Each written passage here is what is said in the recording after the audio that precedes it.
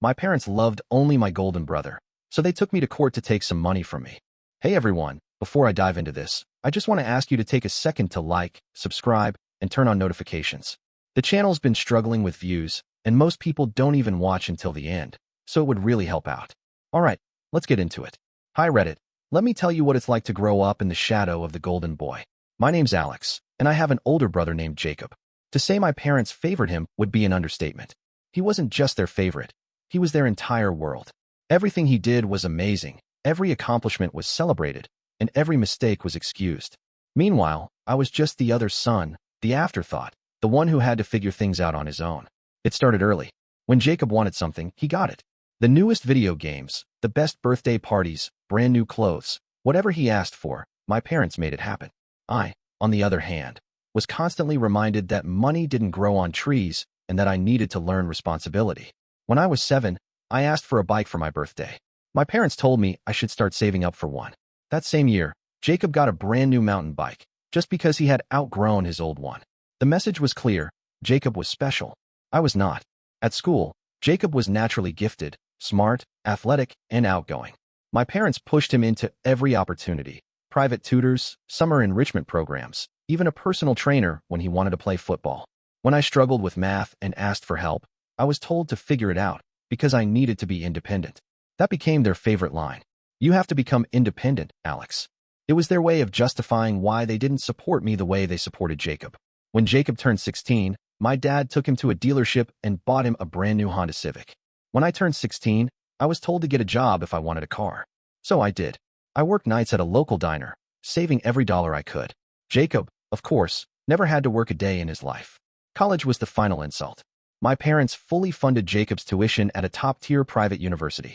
They covered everything: his dorm, his meals, even gave him spending money. When it was my turn: sorry, Alex, but you're an adult now. Time to stand on your own 2 feet. I had to take out loans, work multiple jobs, and scrape by while Jacob got to enjoy the luxury of having everything handed to him. But here's the kicker. Despite all that help, Jacob still managed to screw up. He changed his major 3 times, barely graduated, and couldn't hold down a job. Meanwhile, I worked my ass off, got my degree, and built a career from the ground up. And then came the moment that made me finally cut ties. A few years ago, Jacob got himself into serious financial trouble. He had racked up thousands in credit card debt, lost his job, and needed a bailout. And guess who swooped in to save him? My parents. They paid off his debts, let him move back home, and gave him money to get back on his feet. I confronted them. I asked why Jacob got endless support while I was told to fend for myself. Their answer? It's different. Jacob needs help right now. That was it for me. I stopped calling, stopped visiting, stopped trying to be part of a family that had made it clear I was never their priority. Years later, nothing has changed. Jacob is still the golden boy, still getting handouts. My parents still act like I'm the unreasonable one for keeping my distance. But you know what? I built my life without them. I don't need their approval anymore. It didn't matter what happened. If something broke, if something went missing, if there was any kind of trouble in the house, somehow, it was always my fault. Jacob could do no wrong in my parents' eyes, and I was the one who had to take the fall every single time. I remember one time when we were kids, Jacob was playing with a ball inside the house, even though my parents had specifically told us not to. He kicked it too hard, and it knocked over one of my mom's favorite vases, shattering it into pieces. The sound of it breaking hadn't even finished echoing before my mom stormed into the room, already glaring at me. Jacob, of course, stood there silently, not even trying to take responsibility. I tried to explain that I wasn't even playing with him, that I had been sitting on the couch reading, but it didn't matter. My mom crossed her arms and demanded that I apologize for being careless. When I hesitated, she raised her voice, telling me I was being disrespectful. In the end, I had to say sorry while Jacob stood there watching, knowing he would never be blamed. That was just one of countless incidents. If Jacob left his toys all over the floor, I was the one who got yelled at for making a mess. If he lost something, my parents accused me of taking it. If he had a bad day, I was blamed for annoying him. It didn't even have to make sense. If there was a problem, I was the automatic scapegoat. But it wasn't just about taking the blame. My parents made sure I knew, in 100 different ways, that I wasn't good enough. Jacob got new clothes every school year, the nicest shoes, the best brands. I got his old, worn-out hand-me-downs, sometimes even ones that didn't fit properly. When I asked for new clothes, I was told that I was being ungrateful, that I should be happy with what I had. Jacob's room was filled with toys, gadgets, and anything else he wanted. My room looked empty in comparison. One Christmas stands out in my memory more than any other. Jacob had been asking for a new gaming console for months, and sure enough, when we opened presents that morning, there it was, wrapped in shiny paper with his name on it. Along with it, he got brand new sneakers, expensive cologne, and a bunch of other things he had wanted. I opened my gifts, trying not to get my hopes up, and found socks, a cheap notebook, and a sweater that was 2 sizes too big. My mom smiled at me and said, "See, now you have something warm to wear in the winter." I swallowed the lump in my throat and forced a smile, but inside, I felt sick. It wasn't about the gifts themselves. It was about what they meant. The message was loud and clear. Jacob was special. I wasn't. As I got older, the way they treated me didn't change. If I did something well, it was ignored, but if I made a mistake, I never heard the end of it. Jacob, on the other hand, could mess up as much as he wanted. When he failed a math test, my parents told him, "It's okay, sweetie, we'll get you a tutor." When I got a bad grade, I was lectured about being lazy and irresponsible. The worst part was the constant apologizing. I had to say sorry for things I didn't do, for things I had no control over, for simply existing in a house where I wasn't wanted. If Jacob was in a bad mood, my parents made me apologize for bothering him. If he didn't feel like doing his chores, I had to do them for him, and then say sorry for not doing them fast enough. It got to the point where I stopped arguing, stopped trying to defend myself, because I knew it didn't matter. I could be completely innocent, and I would still be blamed. I started to believe what they told me, that I wasn't good enough, that no matter what I did, I would always be second to Jacob, that I wasn't worth the effort, the attention, or the love they so freely gave to him. It took me years to break out of that mindset, to realize that I wasn't the problem, that I had been raised in a house where fairness didn't exist, where favoritism ruled, and where I was never going to win. Eventually, I stopped trying. I stopped seeking their approval, stopped apologizing for things that weren't my fault, and started focusing on my own life. But even now, after everything, I can still hear my mom's voice in my head, telling me to say sorry for something I didn't do. When Jacob turned 16, my parents took him to a dealership and let him pick out a brand new car. It wasn't anything flashy, just a Honda Civic, but it was his, paid for in full, with insurance covered and gas money handed to him whenever he needed it. He barely even had to ask.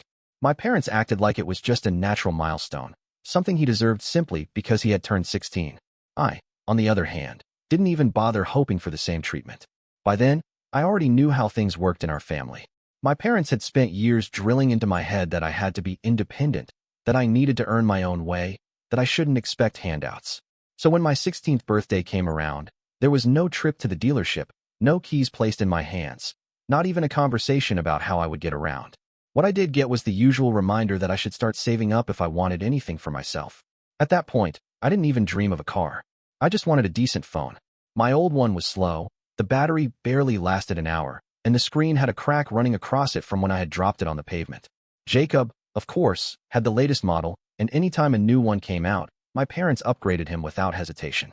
I had asked once if I could get a new phone too, nothing expensive, just something functional, and my mom had laughed and told me, "If you want something, work for it."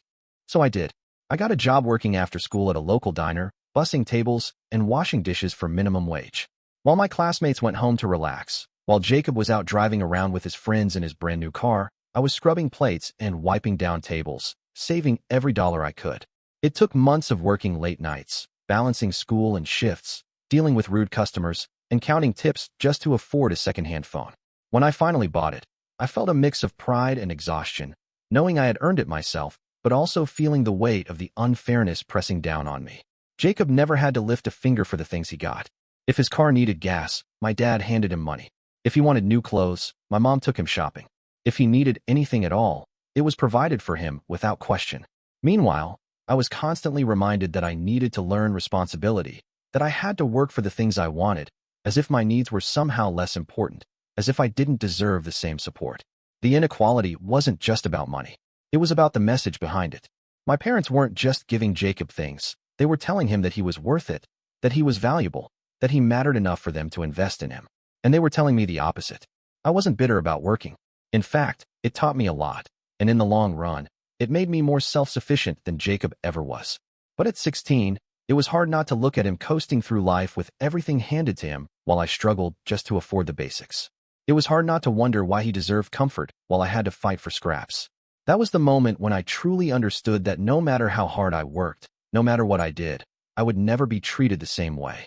And that realization stayed with me for a long, long time. When Jacob graduated high school, my parents sat him down and talked about his future as if it was the most important thing in the world. They helped him pick a college, handled all the applications, and when the acceptance letter arrived, they celebrated like he had won the lottery. There was never any question of how his tuition would be paid. My parents covered everything: his classes, his dorm, his meals, even extra spending money so he could enjoy himself without worrying about a job. They made sure he had everything he needed to succeed without a single financial burden on his shoulders. When it was my turn, I didn't even get a conversation. I brought up college once, mentioned that I was looking at schools, and my dad barely looked up from his newspaper before saying, "If you want to study, take out a loan." My mom nodded like that was the most logical thing in the world, like it wasn't even up for discussion, and that was the end of it. No support, no guidance, not even the illusion that they cared about my future. I wasn't surprised, but I was exhausted. It wasn't just about the money.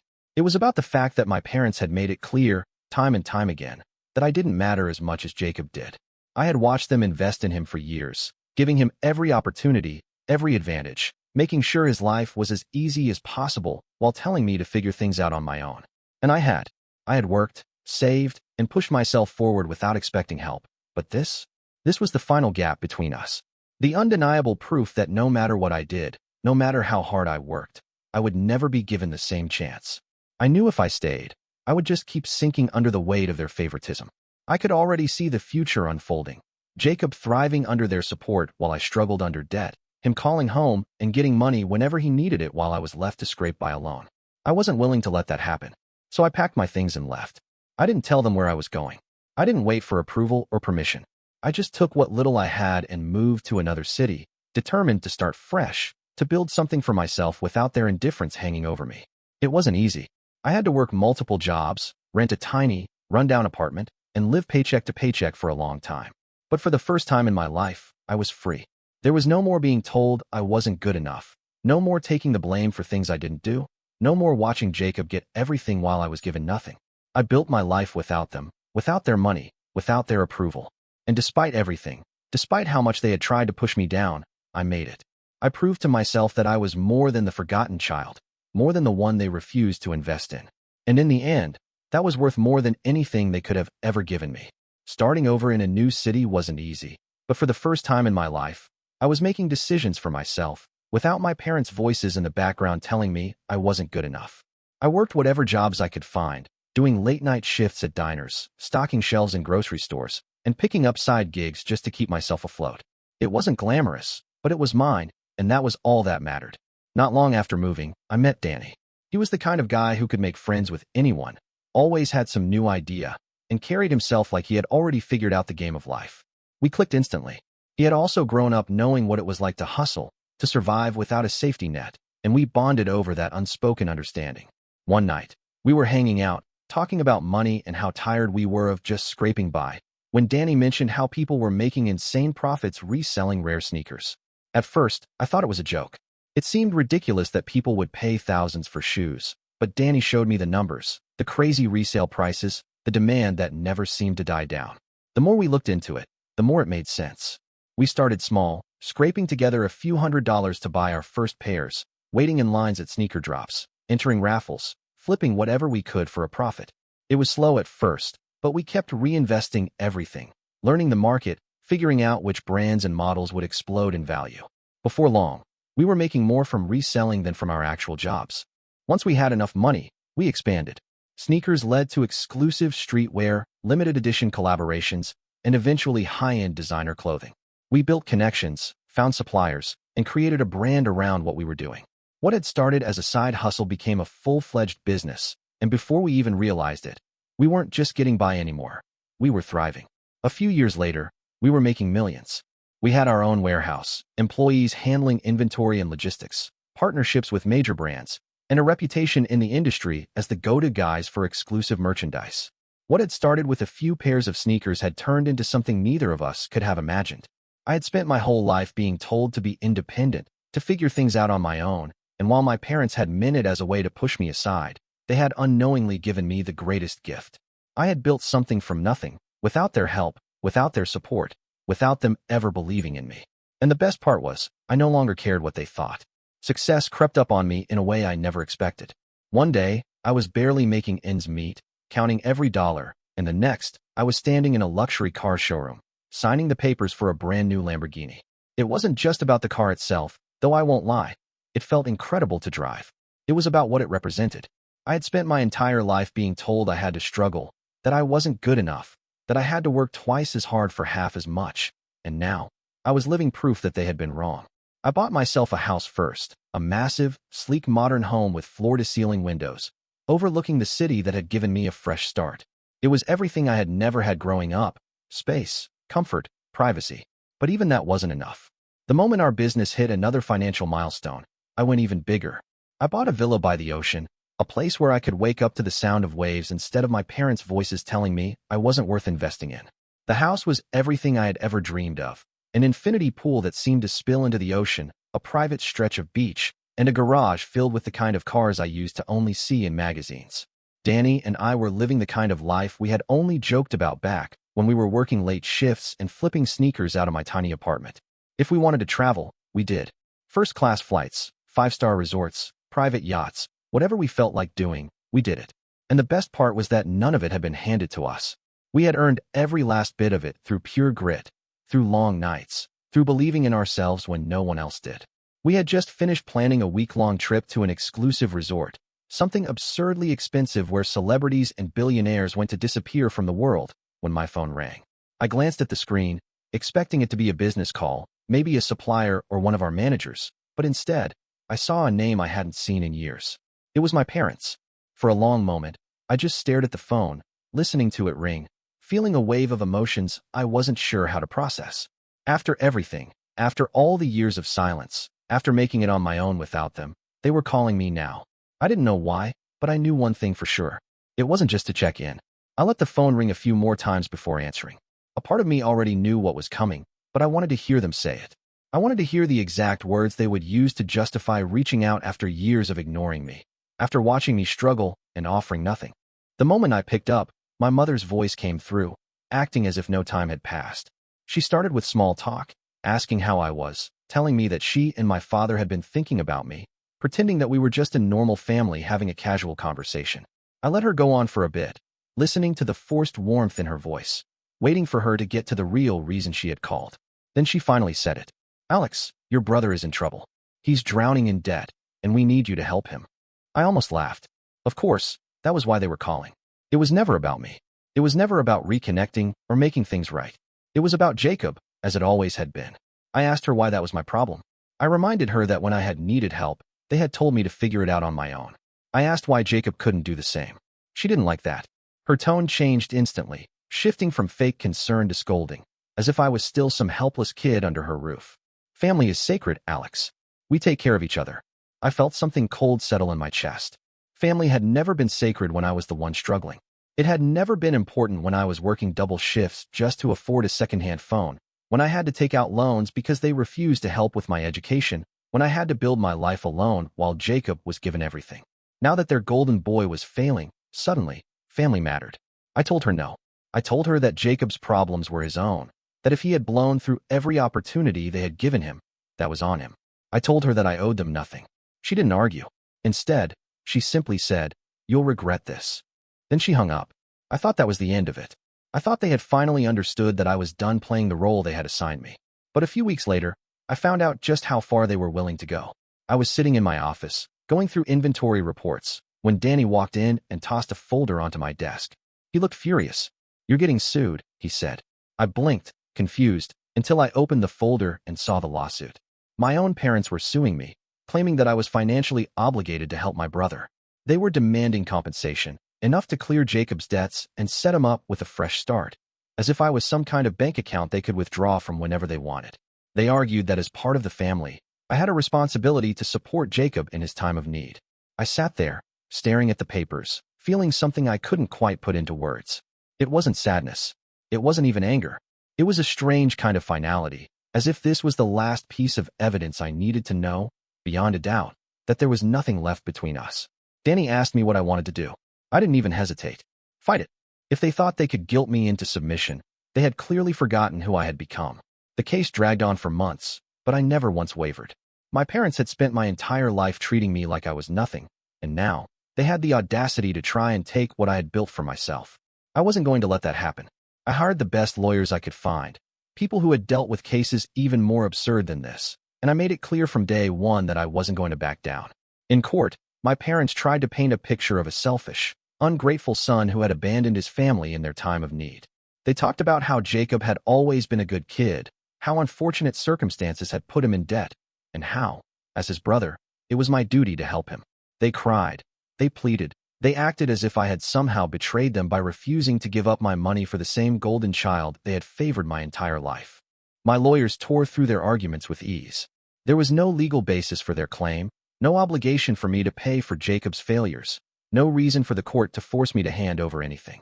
More than that, they exposed the truth, how my parents had neglected me, how they had refused to support me, how they had pushed me aside in favor of Jacob every single time. My entire childhood was laid out in cold, hard facts, and as much as my parents tried to spin the story, they couldn't hide from the truth. When the judge ruled in my favor, I felt nothing but satisfaction. But the real blow came when the court ordered them to pay me several $1,000s for filing a lawsuit on false grounds, wasting time, and attempting to manipulate the legal system for financial gain. It turned out that my parents had already gone into debt trying to keep Jacob afloat, spending money they didn't have to cover for him, assuming they could get it all back from me. Now, not only had they lost, but they were also deeper in financial ruin than ever before. With no other options, they had to sell their house to pay off what they owed me, as well as the legal fees they had racked up trying to take me down. In the end, they were left with nothing. The same parents who had once told me to fend for myself, to figure things out on my own, were now the ones struggling, the ones without a safety net, the ones watching everything slip through their fingers. I didn't gloat. I didn't celebrate. I simply walked away. For the first time in my life, I was truly free. Jacob had always been protected from consequences, always cushioned by the excuses my parents made for him, always given another chance no matter how many times he failed. But after the lawsuit, after losing everything, after our parents were forced to sell their house and their perfect golden world crumbled around them, there was no one left to shield him. And in his mind, it was all my fault. I knew he was angry. I had expected it, but I didn't expect him to take it as far as he did. It happened one evening outside my house. I had just pulled into my driveway, stepping out of my car, when I heard footsteps approaching fast. Before I even had time to react, Jacob was there, his face twisted with rage, his voice a furious, incoherent mess as he shoved me back against the car.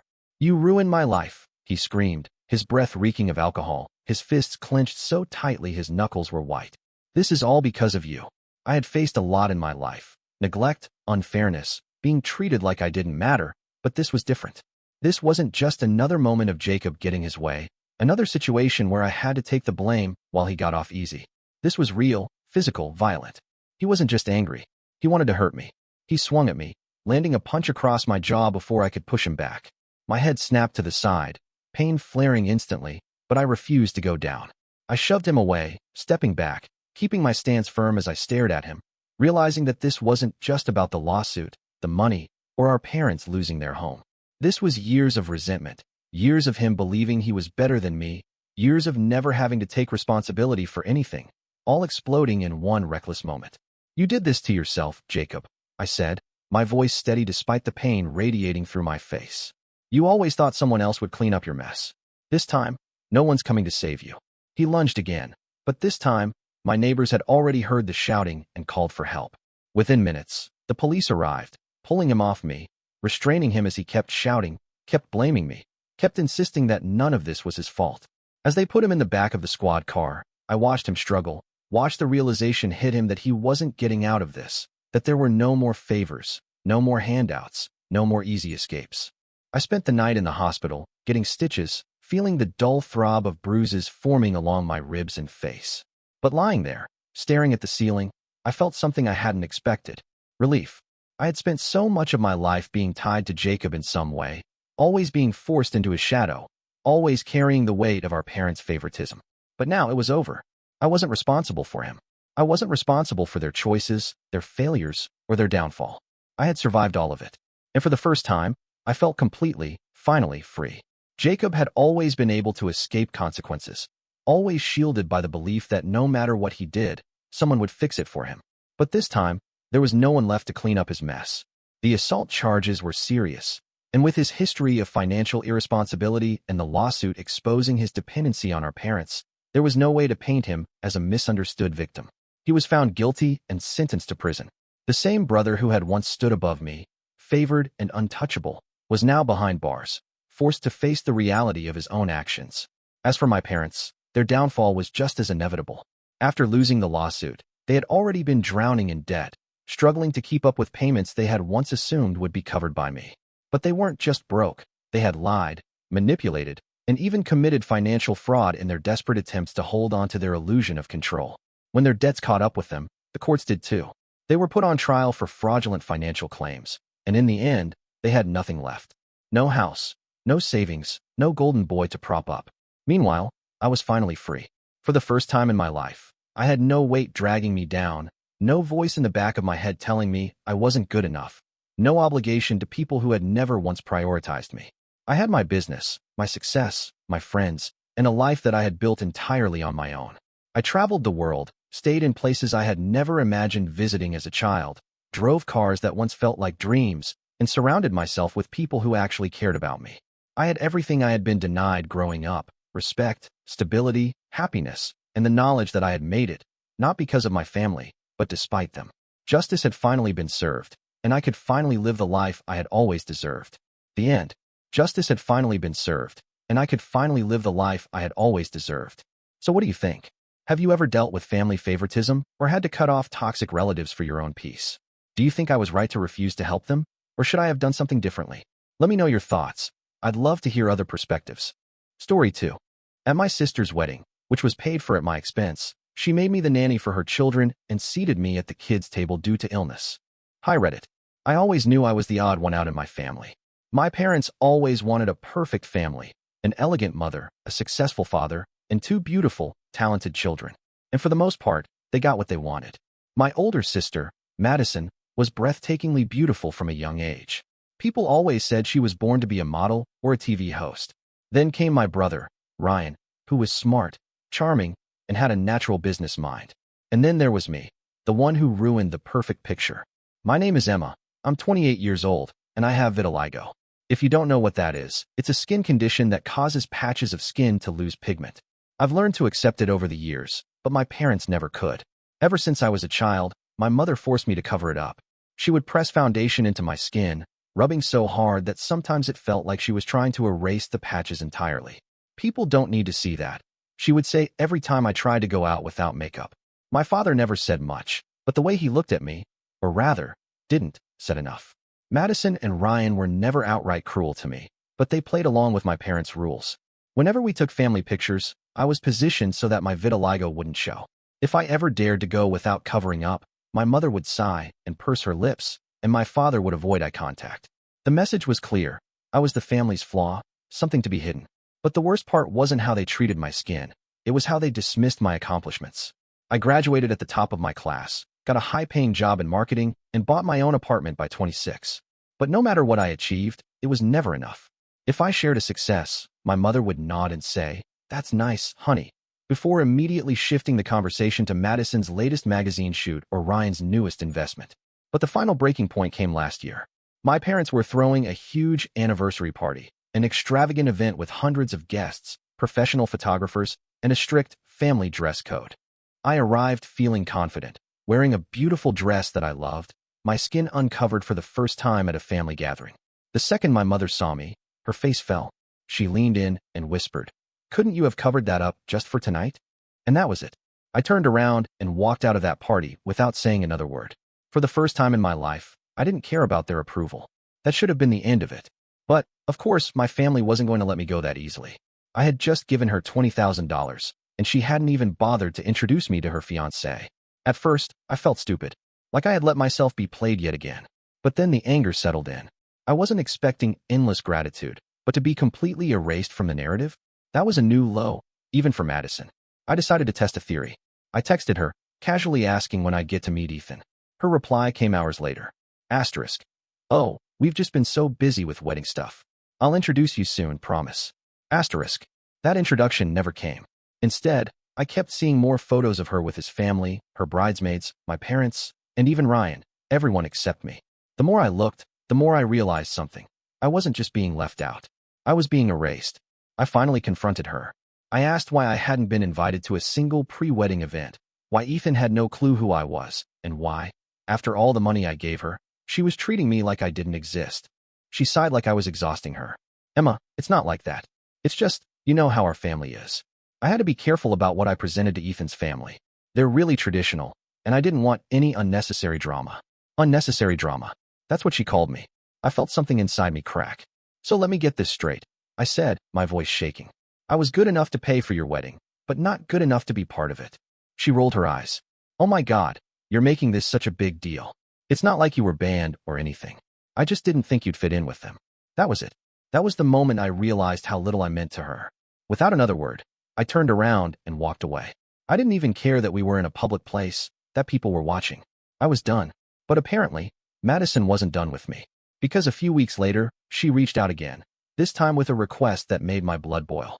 A few weeks after our fight, I got an invitation to Madison and Ethan's engagement party. It was at one of the most expensive restaurants in the city, a place where people went to impress. The invitation was formal, elegant, and, for the first time, I let myself believe that maybe, just maybe, Madison had come to her senses. Maybe this was her way of making things right, of finally acknowledging me as part of her life. I spent hours getting ready, choosing a sleek, elegant dress and making sure I looked my best. I wasn't doing it for Madison or my parents. I was doing it for me. If I was going to walk into that room, I was going to do it with my head held high. But the moment I stepped inside, I felt it. The tension. My parents, standing across the room, stiffened the second they saw me. They didn't come to greet me, didn't wave me over. Madison, surrounded by Ethan's family and a group of well-dressed guests, barely glanced in my direction. Still, I pushed forward. I wasn't going to let them make me feel small. I walked towards the main group, standing just close enough to catch a snippet of conversation.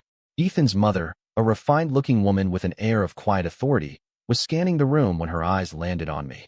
She frowned slightly and turned to Madison. "And who is that?" she asked, her voice polite but curious. Madison barely hesitated.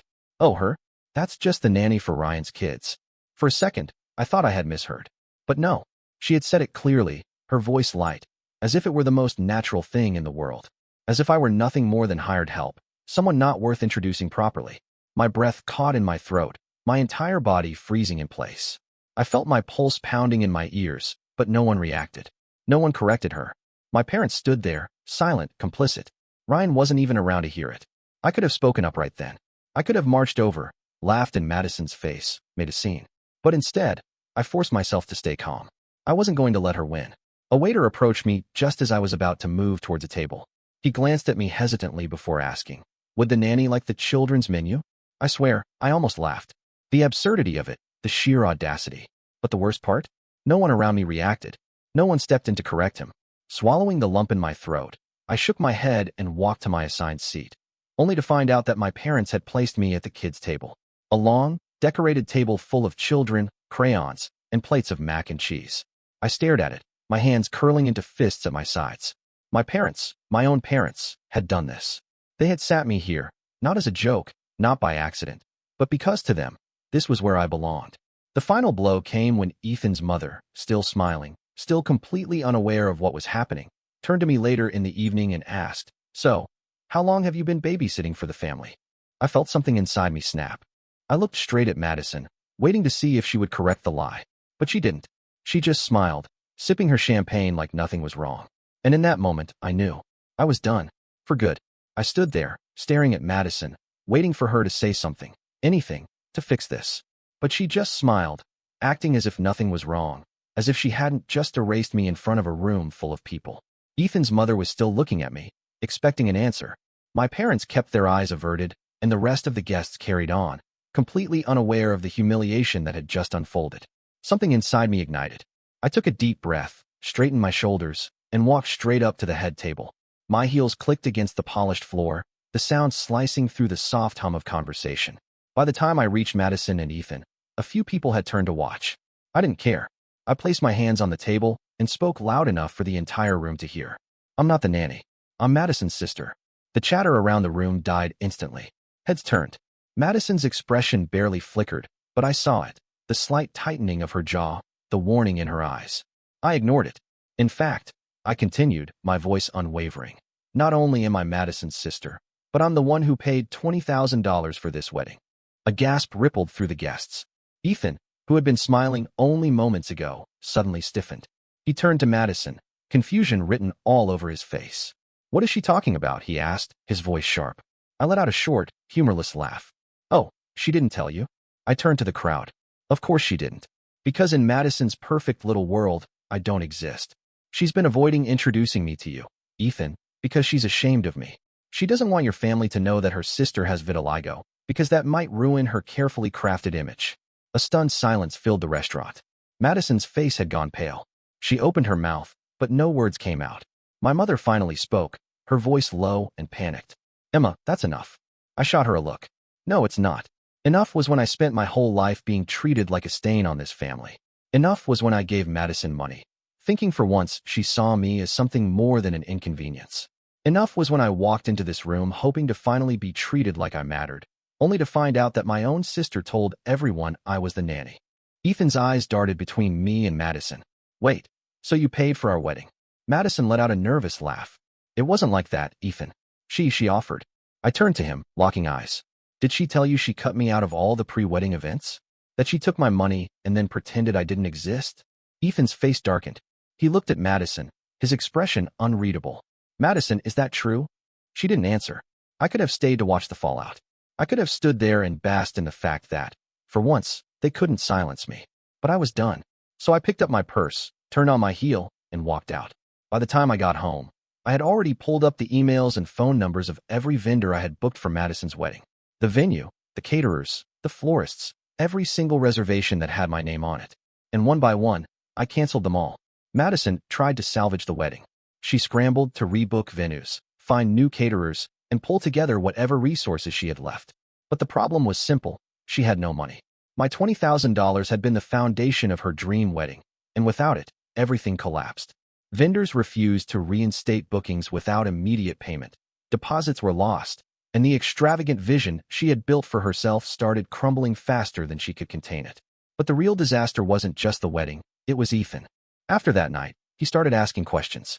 It turned out that Madison had woven a carefully constructed web of lies, and once the first thread unraveled, the entire thing fell apart. First, he discovered that she had been lying about her education. She had always bragged about having a degree in fashion marketing, telling Ethan's family that she had graduated from a prestigious university. In reality, she had dropped out after a semester and never went back. Then, he found out the truth about her job. She had always made it sound like she was an executive in the fashion industry, talking about high-level meetings and design consultations. In reality, she worked at a mid-tier clothing store folding shirts and running the register. But the final nail in the coffin was the loan. Somewhere along the way, Madison had convinced Ethan to sign some paperwork, telling him it was for joint wedding expenses. What he didn't realize was that she had taken out a $50,000 loan under his name. When he finally saw the documents, he was furious. The engagement was over. The breakup was messy, public, and humiliating. Ethan's family completely cut ties with her, and suddenly, the golden child of our family wasn't looking so golden anymore. And me? I had completely locked down. I blocked Madison, my parents, and Ryan. I ignored the flood of messages that started pouring in, dozens of them, all filled with the same accusations. You destroyed your sister's future. You humiliated Madison in front of everyone. How could you betray your own family? Not a single message asked how I felt. Not one of them apologized for the years of neglect, the humiliation, or the way they had erased me. In their eyes, I was the villain because, for once, I had refused to be used. And honestly, I didn't regret a single thing. I had hoped that once the engagement was broken, Madison and my parents would finally leave me alone. But I should have known better. The fallout from the wedding disaster was bad enough for Madison. She had lost Ethan, her future with his wealthy family, and her carefully constructed image. But instead of taking responsibility for what she had done, she did what she had always done. She made herself the victim. It started with whispers. Mutual acquaintances suddenly began treating me differently, giving me wary looks or avoiding me altogether. Then, the messages began. People I hadn't spoken to in years reached out, asking if I was okay, or if I had finally gotten help. It didn't take long to figure out why. Madison and my parents had begun spreading rumors that I was mentally unstable. According to them, I had always been jealous of Madison, and my outburst at the engagement party was proof of my growing obsession with tearing her down.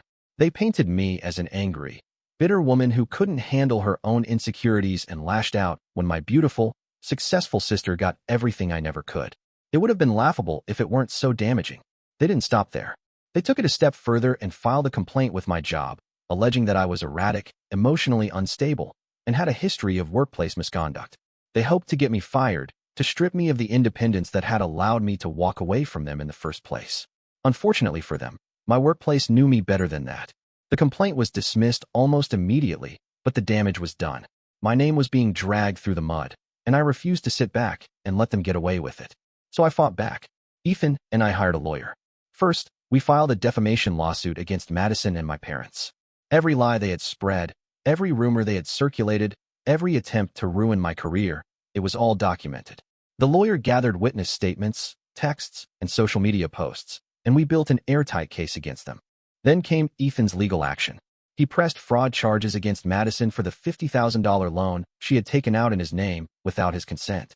Unlike me, Ethan came from a family that understood the law, and they were not about to let her walk away unscathed. The moment the legal documents were filed, everything changed. My parents, who had been so eager to ruin me, suddenly started backpedaling, calling me and leaving frantic voicemails about how family doesn't do this to each other. Madison, who had been playing the victim for weeks, went completely silent. But silence wasn't enough to save her. The fraud charges stuck. The evidence was undeniable, and Madison found herself facing real consequences for the first time in her life. She wasn't just dealing with a broken engagement anymore.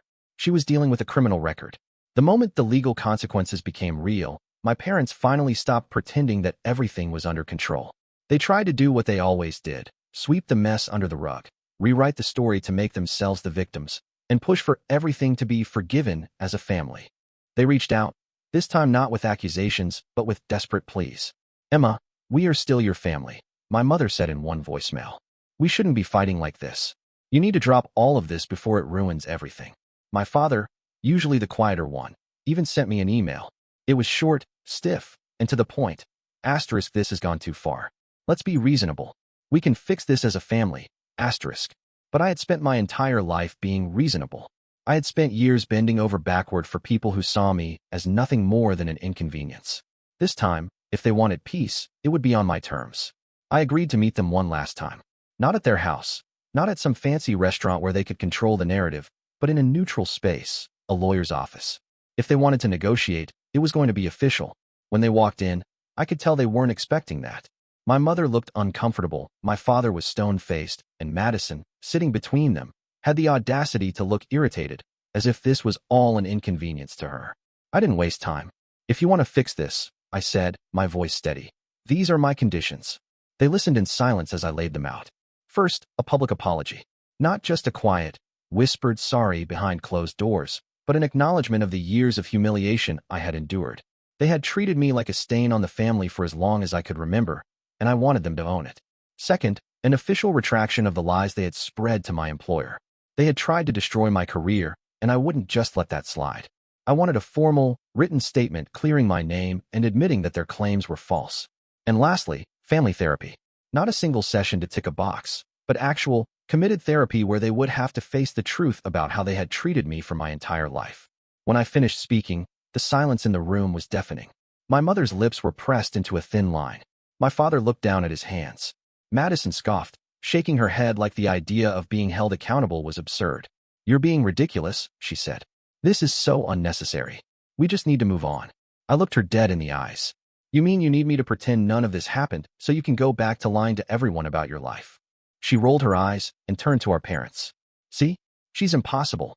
She just wants to punish us." I leaned back in my chair and shrugged.